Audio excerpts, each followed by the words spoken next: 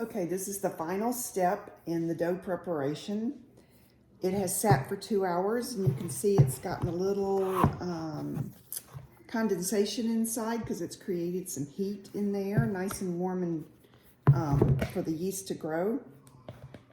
So the final step is I'm going to prepare the dough ball, and then I'm going to put it in a plastic container which has a lid.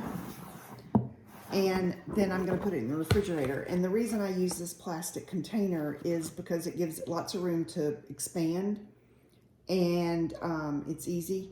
But you can also use like a dinner plate and put saran wrap over it. The problem that I've found with saran wrap is that the dough will stick to it. So because this bowl is, a few inches deep, it gives it a little bit of area to rise. But you can use just about any kind of bowl you want.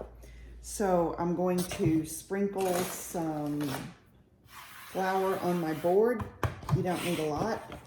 I'm going to take the dough out. And this time when you take the dough out, do it gently and keep it in that kind of flattened ball stage that it's in. You don't want to deform it at this stage. So the final step is forming the dough ball, and this is very simple. Kind of move it around, get a little bit of flour on the bottom.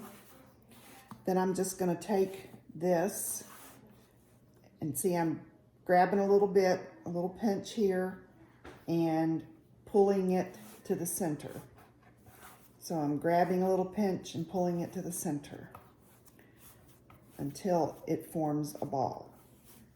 Once it forms a ball, then I'm going to do that same movement I did earlier, where I'm just kind of stuffing the underside in, and there's no starting, stopping.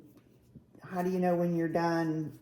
When it forms a ball, that's really good enough. And if you look closely, you can see how smooth that is. It's very soft, and you can see some little bubbles starting to form, and you can see that I've got almost no flour on my hands, and it's very, it's not sticky anymore. It's just a beautiful, beautiful little dough ball. So I'm gonna sprinkle a little bit of flour. This flour's not cheap, so I try to use it sparingly. Sprinkle a little flour inside my bowl.